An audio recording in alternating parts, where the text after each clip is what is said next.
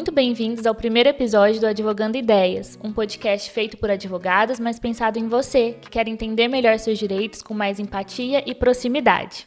Meu nome é Ana Flávia, sou advogada, estou aqui com os meus colegas também advogados, doutora Larissa, doutora Gabriele e doutor Henrique, e hoje nós vamos nos apresentar o nosso projeto, que só está começando. E eu vou começar pela Gabi, e eu quero saber da doutora Gabriele como que ela entrou para o mundo do direito. Ana, eu quero agradecer pelo convite, né, pela oportunidade de estar aqui, de fazer parte desse projeto. A minha escolha pelo direito, acho que ela foi uma coisa mais natural, mais intuitiva, né? Eu acho assim, minha personalidade desde de criança para adolescente sempre foi uma pessoa de ser bem questionadora, vamos dizer assim, uma pessoa bem briguenta e também, acho que assim, irmã mais velha, né? Então, a gente já tem aquela questão, às vezes, da diplomacia.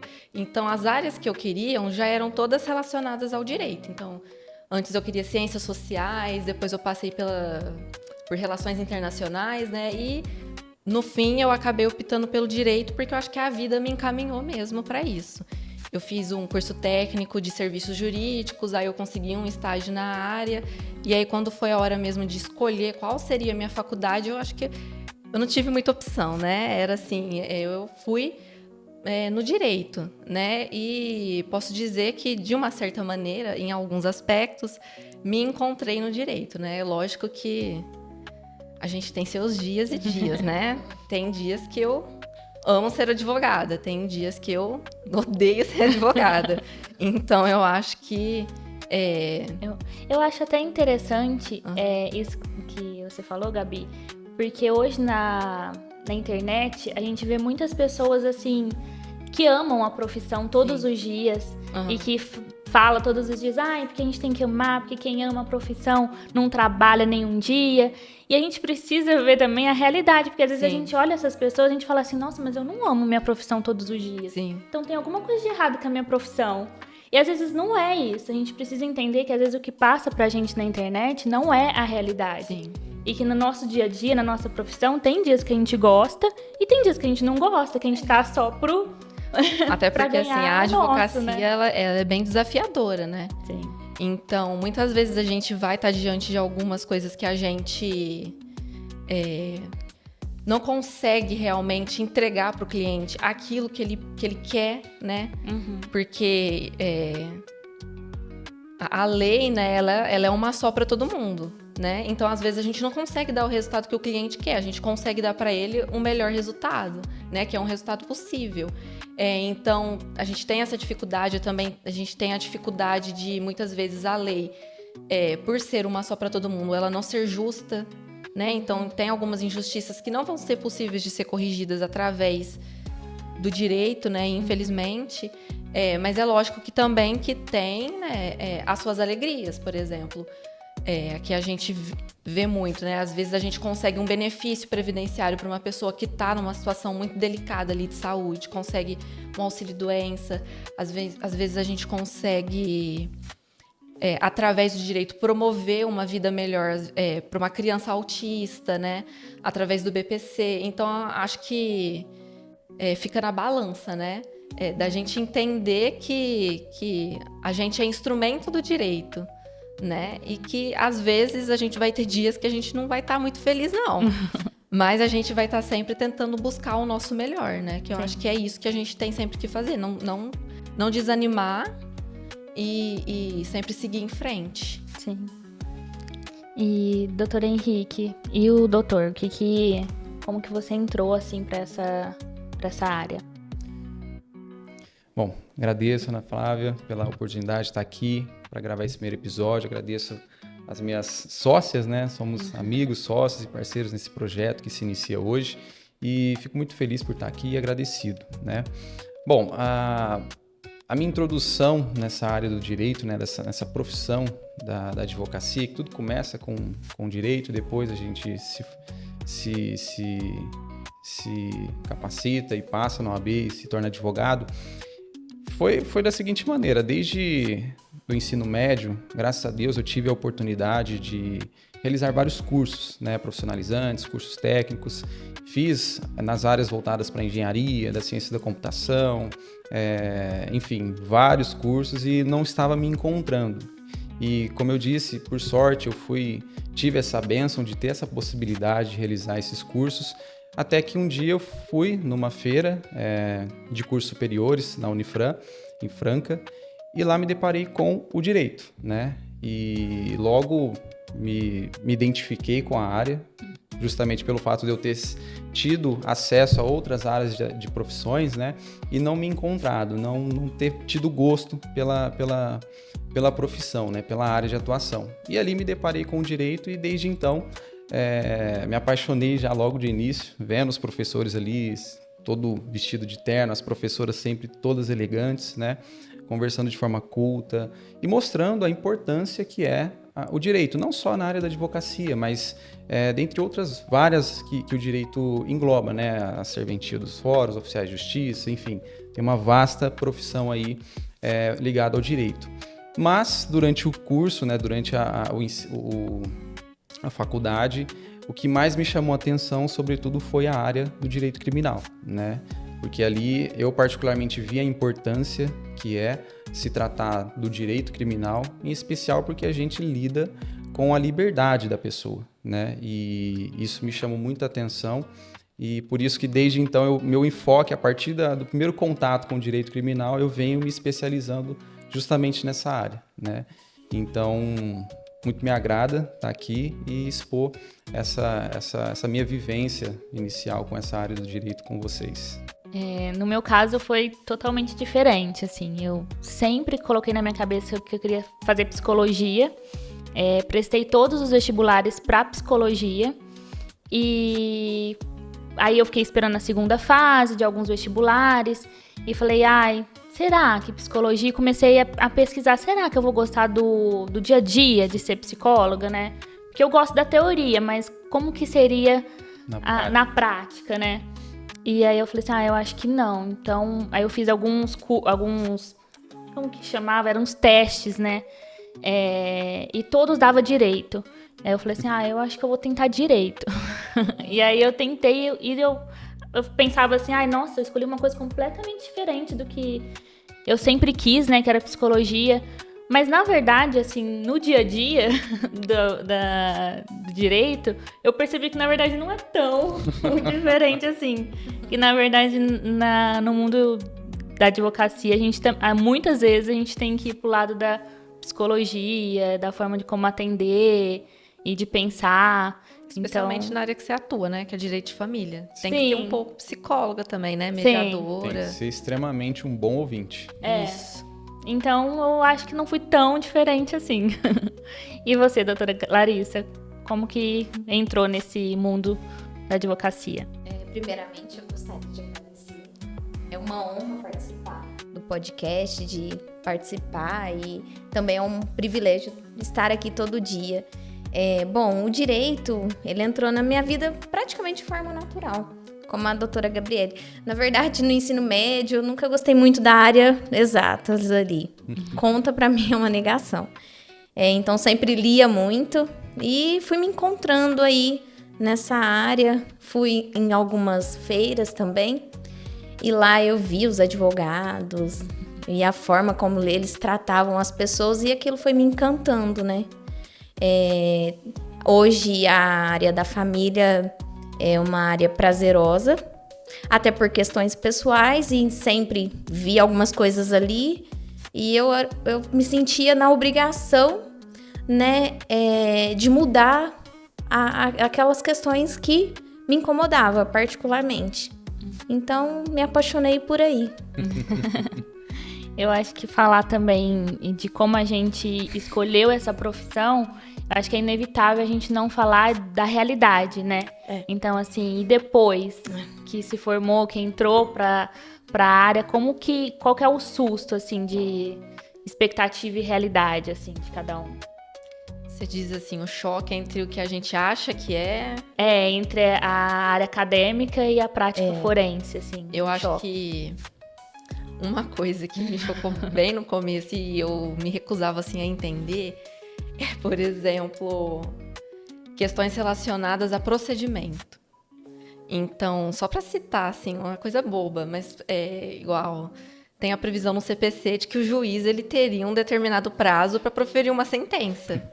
Só que, assim, eu acho que se eu perguntar para quem está no começo da carreira ou para quem já está há 30 anos advogando, né? Isso não existe, né? Então, assim, são algumas coisas que a gente aprende... que a gente vê que na prática ela não é traduzida daquela forma que está nos livros. E às vezes, para quem é um jovem advogado, é muito difícil para você conseguir navegar, né, na profissão, especialmente se você não tem uma orientação ali de quem realmente está na área, né? Então, para mim, assim, o primeiro choque foi esse, de tentar entender que o que está no livro ali, às vezes, não é o que a gente realmente vai trabalhar. Né? E uma outra questão é que eu sempre associei muito a questão do direito com uma noção de justiça, né? De entregar à pessoa aquilo que é da pessoa, né? E muitas vezes não é bem assim, né? Então, se você não tiver, às vezes, um psicológico muito bom, ou se às vezes você realmente não tiver vocação para ser advogado, você acaba desistindo da área, né? Ou indo para outra área, assim, ou indo para outra área. Né? Porque também essa questão aí de você ter esse desencanto, né, da questão de direito não ser igual à justiça, isso também é uma coisa que às vezes é complicado para os clientes entender, né? Que às vezes o resultado que você atinge ali não é o resultado, não apenas que ele não espera, mas não é um resultado muitas vezes justo, né? E aí a gente entra em outras questões que tem a ver com filosofia, etc., que não, às vezes aqui nesse momento a gente não vai conseguir discutir, mas às vezes o cliente ele acaba se frustrando com o advogado, né? Então, porque a gente que está no meio, a gente compreende isso. Mas para a pessoa que às vezes tá passando por aquela situação e ela tá buscando um remédio para aquilo e o remédio não funciona do jeito que ele quer, é lógico que a pessoa vai ter uma frustração. Então, acho que às vezes também entra nesse ponto de alinhar expectativas, né? Que é um terreno assim um pouco difícil para o advogado caminhar. Porque como que você alinha uma expectativa com o cliente sem também desestimular ele totalmente entrar com o processo? Porque se uma pessoa vem com um problema pra gente e a gente fala, olha, tá, senta aqui, eu vou te explicar, você tá com esse problema, mas às vezes vai demorar 2 anos pra resolver. Às vezes vai demorar 5 anos pra resolver. E às vezes, quando resolver... Não vai resolver do jeito que você quer. Entendeu? Então, às vezes, a pessoa, ela vai se sentir desestimulada, né? A entrar com o processo.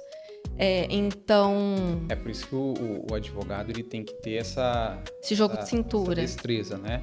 De ser honesto com Sim. o cliente ao ponto de mostrar a realidade para ele. Que, de fato, quando a pessoa procura um advogado, vem com um problema, já na expectativa de que vai haver uma solução, né? Mas, no fim, a gente tem que entender que o advogado é meio que um instrumento, é um meio para que a pessoa busque aquilo que ela entenda por direito, né?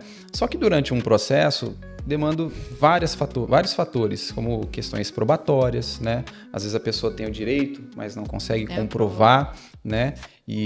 Ou se prova de uma forma insuficiente ao ponto de não chegar naquela expectativa de que o cliente almejava, né? Então, por isso que já desde o início, na primeira conversa, na primeira tratativa com o cliente, o advogado tem que ter esse jogo de cintura, né? Mostrar que, olha, às vezes, de fato, você tem o direito, mas sendo realista, a gente precisa verificar as condições probatórias, que às vezes você não tem tanta prova assim, aí a gente tem que abdicar de algumas situações para também não incorrer o cliente em prejuízos, né? Porque hoje em dia todo o processo tem seu custo, às vezes o cliente não tem acesso à justiça gratuita, então o advogado tem que ter essa noção, né? E essa destreza. E de fato, o procedimento pega, acho que todo e qualquer advogado, principalmente no início de carreira, né? Porque a gente já vem da faculdade, acabou de prestar a prova da OAB, é tudo preto no branco. É tudo que está na lei, consta ali na prova. Só que, na prática, existem vários fatores que possam vir a implicar no resultado de uma demanda, né?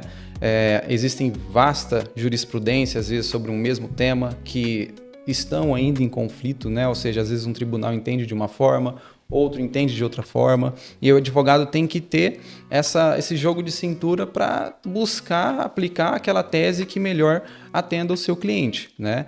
E às vezes o procedimento que está previsto em lei ali, jurisprudencialmente, ou seja, o entendimento dos tribunais, vem entendendo, às vezes, por relativizar, ou seja, não aplicar exatamente como está na lei, mas aplicar de outra forma. Isso, às vezes, acaba que frustrando um pouco o advogado no início de carreira, às vezes até os mais experientes, né?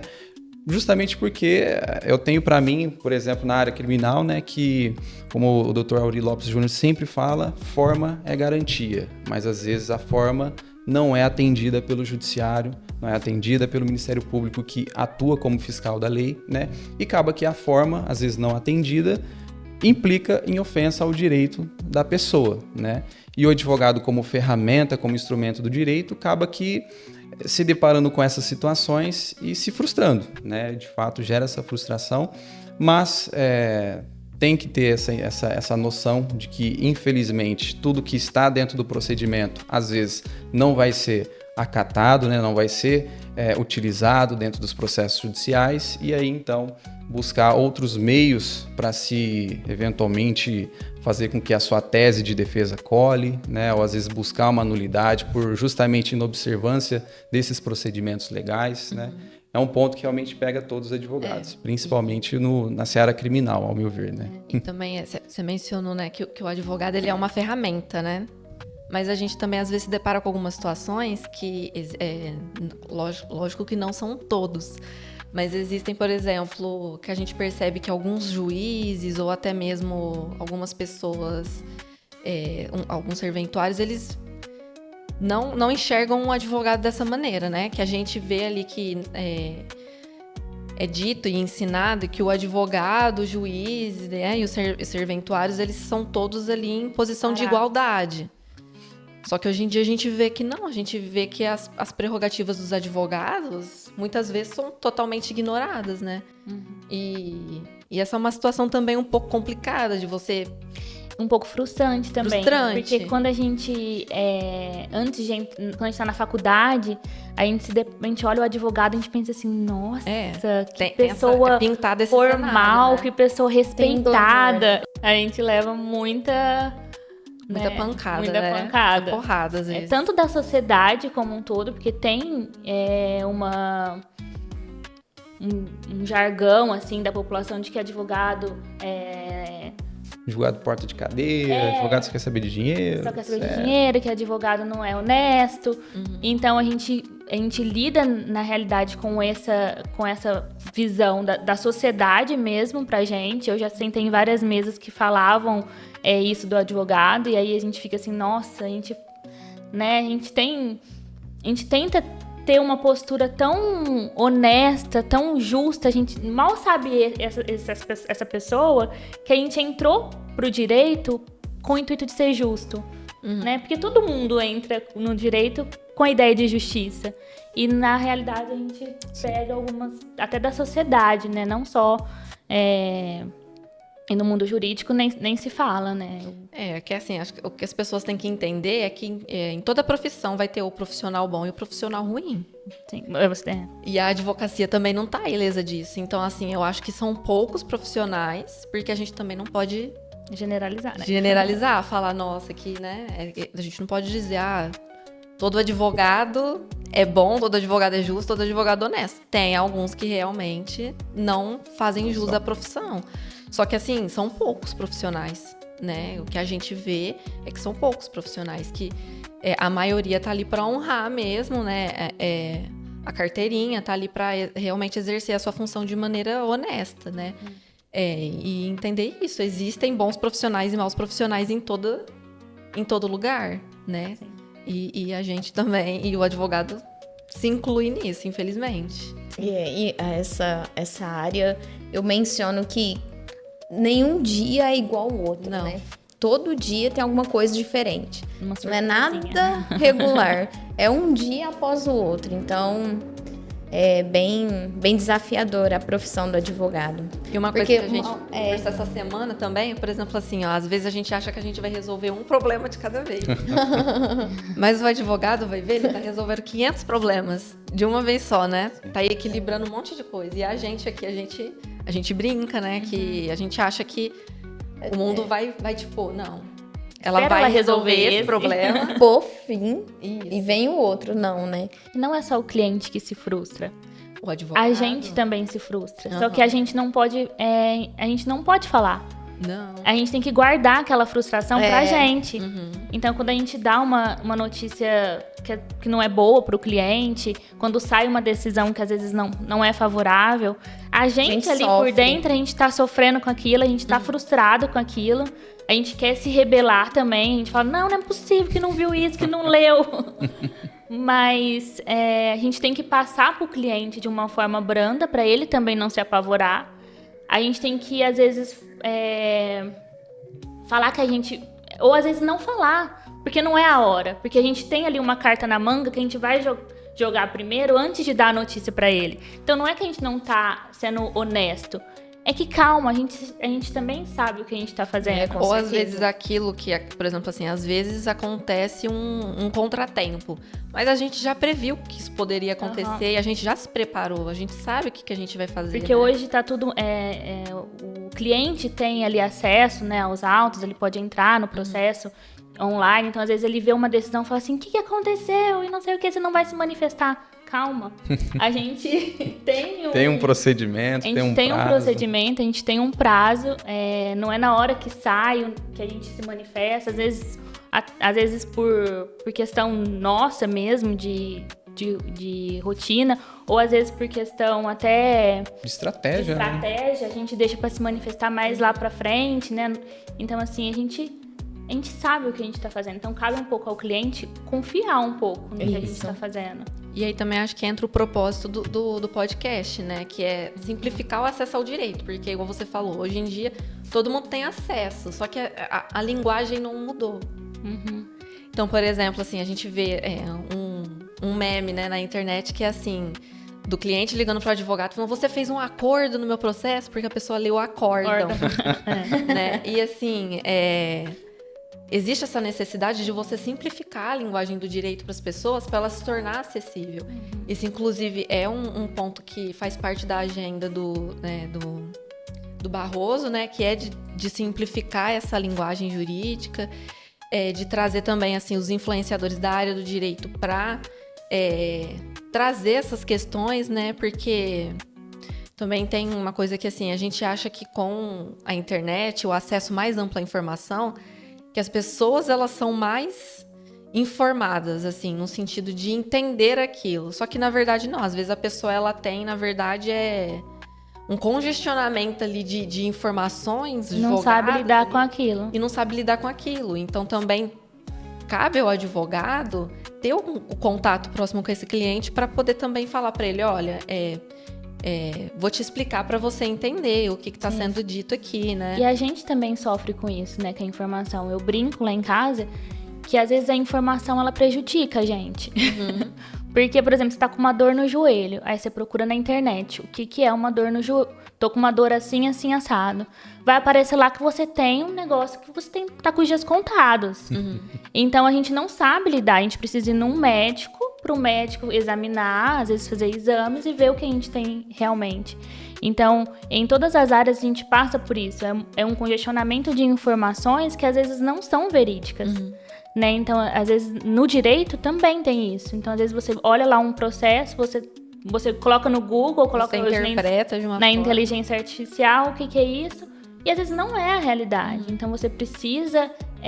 às vezes a gente precisa duvidar mais do que a gente vê na internet. Igual quando eu falei no começo, a gente vê a blogueira falando, eu falo blogueira, mas a influencer falando que ela trabalha por prazer absoluto todos os dias, a gente fala assim, nossa... O que eu tô fazendo errado, eu tô fazendo né? alguma coisa errada, eu não tô na profissão certa, eu vou mudar de profissão, porque eu não tô trabalhando por amor todos os dias.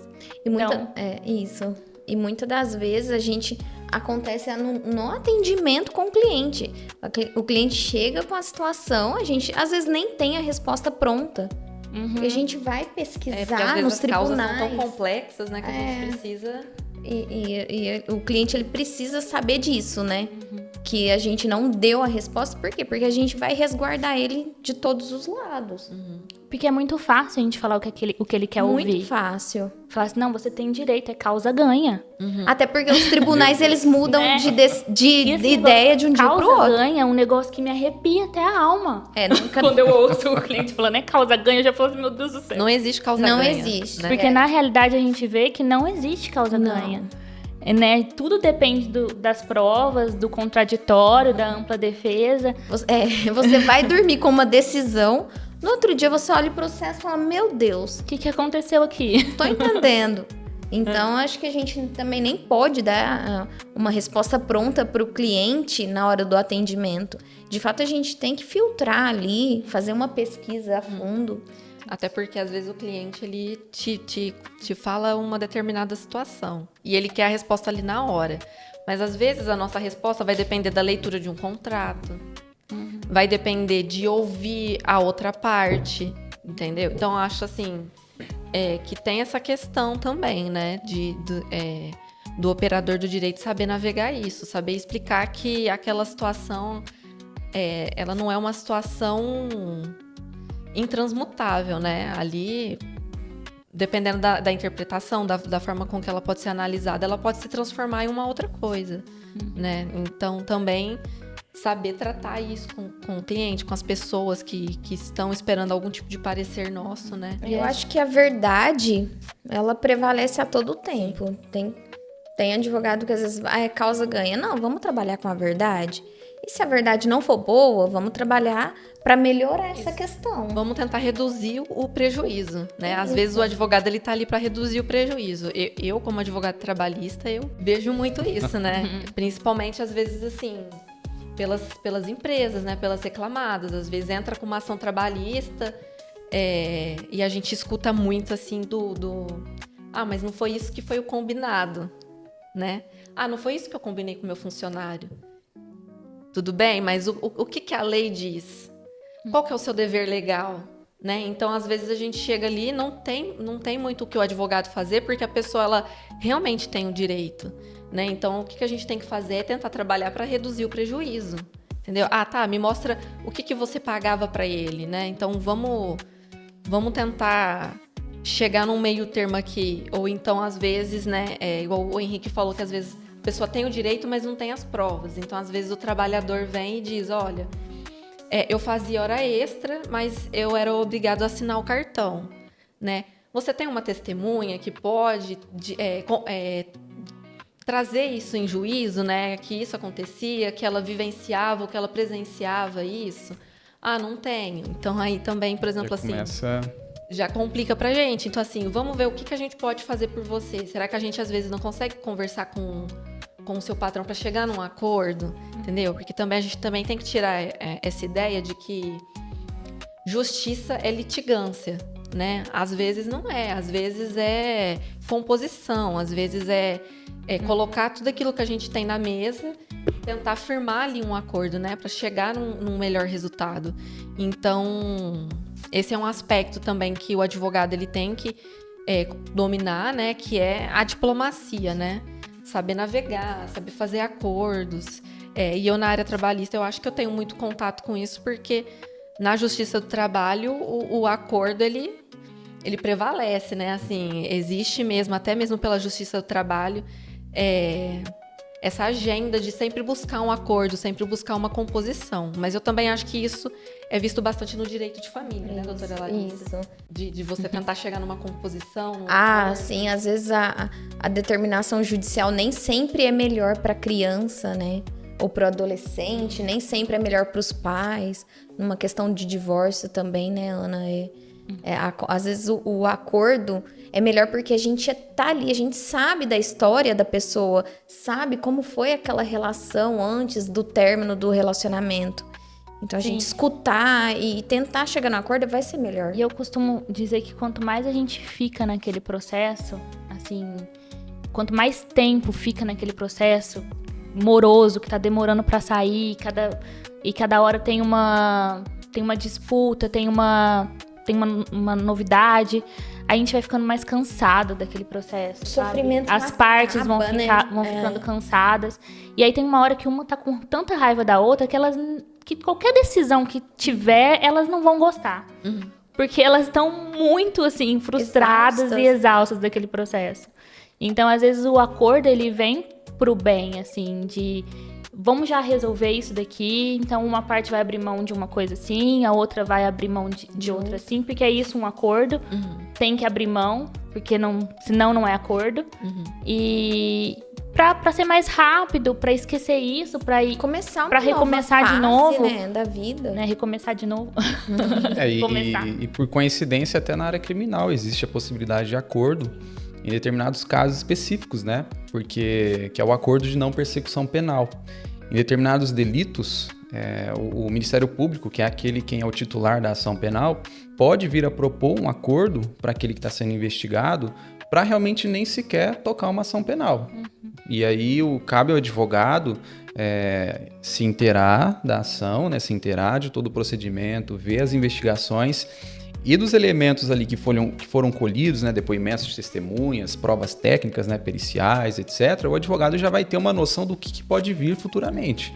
E aí, depois de conversado com o cliente, vendo o que ele tem de contraprova, né, daquilo que já foi produzido contra ele, o advogado vai ter uma noção se a possibilidade desse acordo realmente pode vir a beneficiá-lo, né? Porque, às vezes, nem todo mundo sabe e... Por mais que às vezes você cometa algum delito, você pode ter o direito a vir fazer um acordo, né?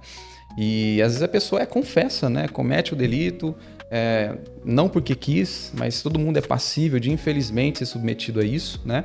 E aí, na própria delegacia, a pessoa confessa, não, eu fiz isso mesmo, estou arrependido.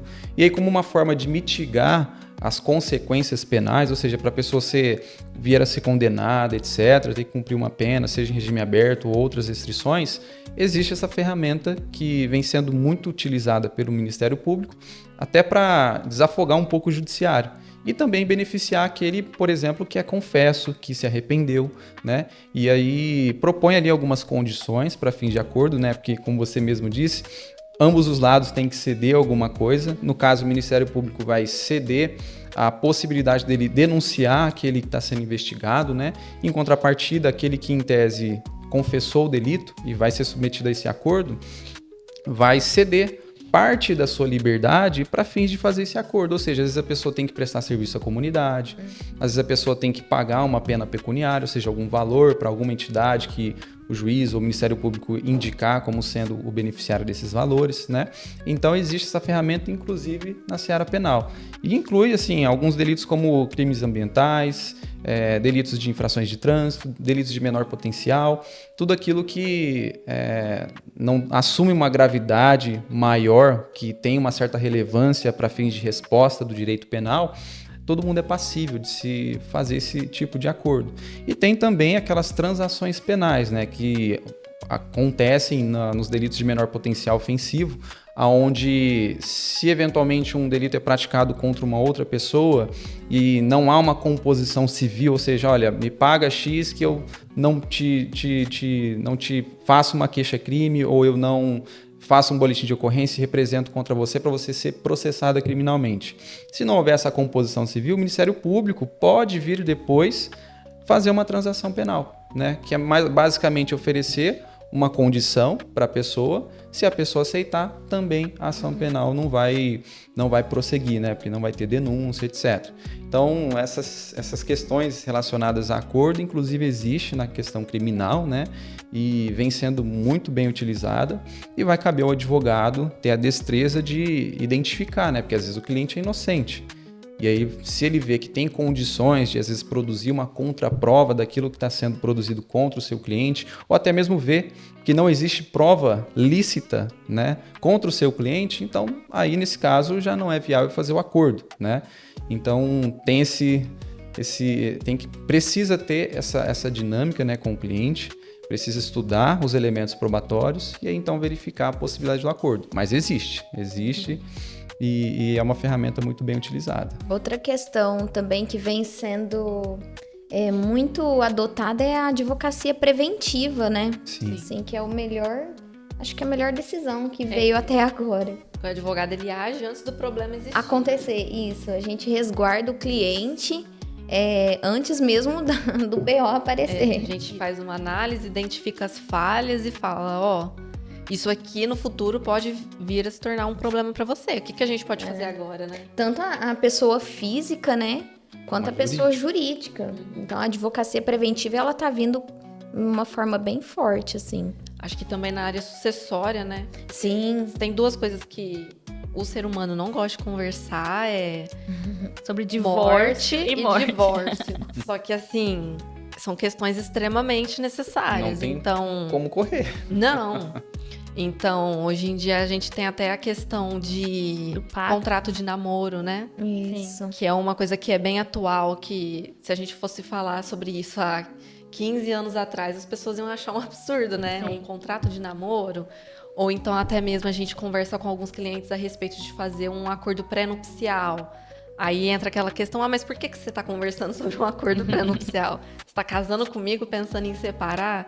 Mas é porque a gente tem que pensar na possibilidade de que, da mesma forma que existe a possibilidade do casamento ser eterno, ele pode também terminar, né? Então, já prevê algumas situações para evitar desgastes emocionais, às vezes evitar até problemas. Saber, assim, eu vou casar, que regime de bens eu vou adotar? Isso. Eu vou na onda do que todo mundo adota e depois vou sofrer as consequências lá na frente? Ou eu vou sentar com minha esposa ou meu esposo, vou num advogado da nossa confiança e vou discutir quais são os nossos bens, o que a gente tem aqui, qual que é o melhor regime de bens que a gente pode adotar, pra gente não ter prejuízo lá na frente.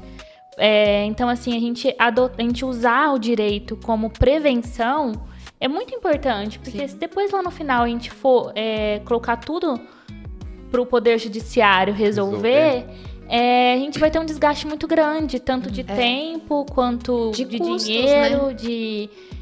de paciência, às vezes não vai sair do jeito que a gente quer. Então, usar o direito como uma forma preventiva, eu acho que hoje é a solução.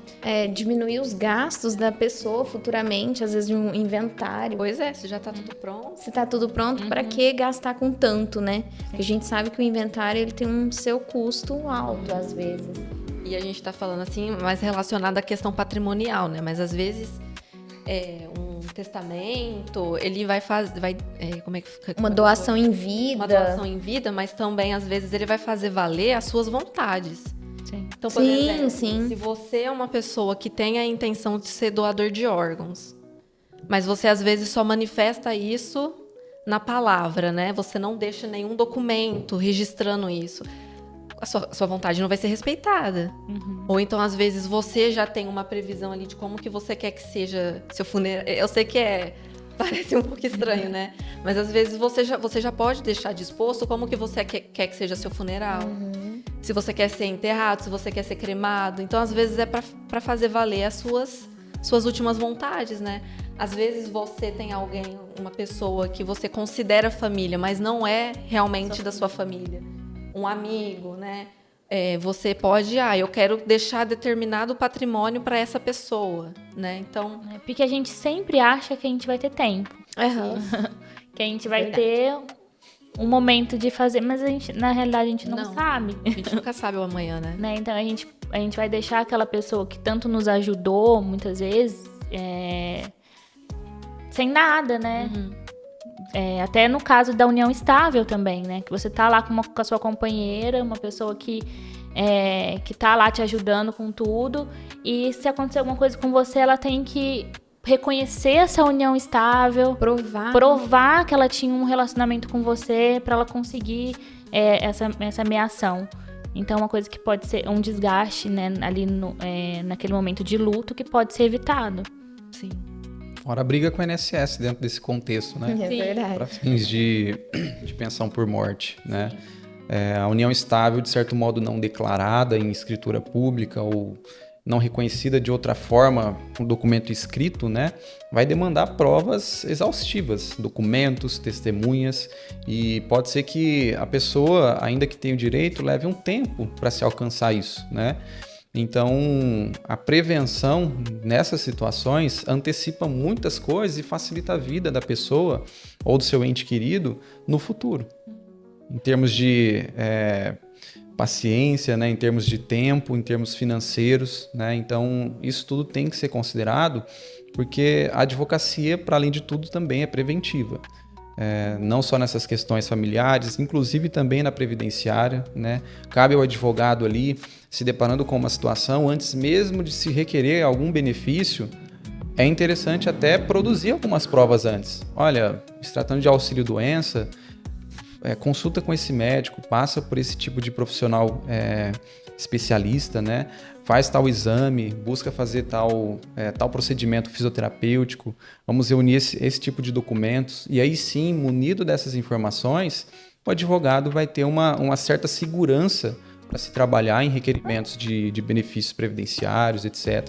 Então, vai além dessas questões patrimoniais. Tem a questão do planejamento previdenciário com relação à aposentadoria, né? Hoje em dia, a grande maioria das pessoas fala, eu nunca vou me aposentar. Ou se eu for me aposentar, não vou receber nada. Aí que entra também o advogado, né? Fazer um planejamento previdenciário para a pessoa. O advogado vai fazer um estudo do seu histórico previdenciário, ou seja, de todas as suas contribuições, de todos os seus vínculos de trabalho, né? E dentro desse contexto do seu caso específico, vai verificar algumas condições. Por exemplo, eu trabalhei recebendo adicional de insalubridade ou periculosidade em determinada empresa. Talvez isso já possa vir a possibilitar reconhecer esse período como especial e converter ele em tempo comum até 2019, né, teve a reforma da Previdência, mas para fins de aumentar o tempo de contribuição da pessoa.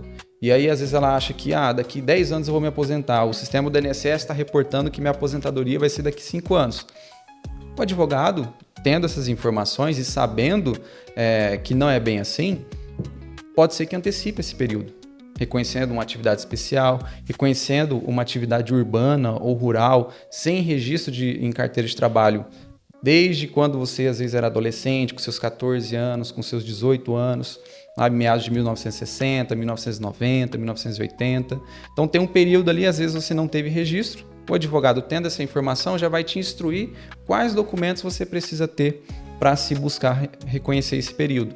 E aí, às vezes você acha que eu tenho só 30 anos de contribuição, mas na realidade, essa é uma informação que só o INSS tem, você e o INSS. Então, o advogado entra, pega esses documentos e busca até judicialmente reconhecer e aumentar o seu tempo de contribuição, aumentar o valor previsto para fins de aposentadoria, né? Então, vai fazer um estudo das suas contribuições, ver se o que você está pagando hoje vai no futuro te proporcionar um valor de benefício que condiz com a sua realidade financeira. E dentro desse contexto ele vai te orientar, olha, pode diminuir o valor da contribuição ou pode aumentar o valor da contribuição. Então tudo isso é uma situação preventiva, de fato, né? E é importante, porque querendo ou não, a aposentadoria da pessoa é importantíssima, né? Trabalhou, contribuiu com o Estado, pagou impostos, para no fim realmente criar a expectativa de que não, vou me aposentar, vou descansar. E às vezes, não tendo esse planejamento e deixando tudo por conta do Estado, pode ser que venha a ser um benefício que financeiramente não condiz com a sua realidade. E aí aquilo que era uma boa expectativa acaba sendo uma frustração. Por mais que esteja aposentada, não recebe um valor que condiz com a sua realidade financeira. Aí a pessoa tem que lançar mão de outros subterfúgios, né? Ter que trabalhar, continuar trabalhando, às vezes com uma tenra idade, né? Às vezes não tendo muita capacidade de saúde, ter que trabalhar, conseguir outro tipo de renda, né? Mas acontece, o advogado está aí para mitigar essa situação. Isso daqui é só um spoiler do que a gente pretende trazer para vocês, não é isso, Gabi? É isso, Ana, e fiquem de olho, a gente espera que vocês tenham gostado e nós vamos ter convidados. Lembrando que esse programa ele é um podcast maravilhoso e que tem o objetivo de trazer informações claras, de forma leve, descomplicada e um bate-papo, na verdade, informal. Pessoal, e não se esqueçam, anotem aí, toda quarta-feira às 19 horas aqui no YouTube. Então, deixa seu joinha, se inscreva, compartilhe o conteúdo e deixe seu comentário para que nos próximos episódios podemos fazer um gancho, pegar suas observações, suas críticas e buscar melhorar cada vez mais. Chegamos ao fim do primeiro episódio do Advogando Ideias. Muito obrigada por ter nos acompanhado até aqui. Até quarta-feira que vem, às 19 horas. E não deixe de seguir a gente no canal. Tchau! Tchau, pessoal. Tchau.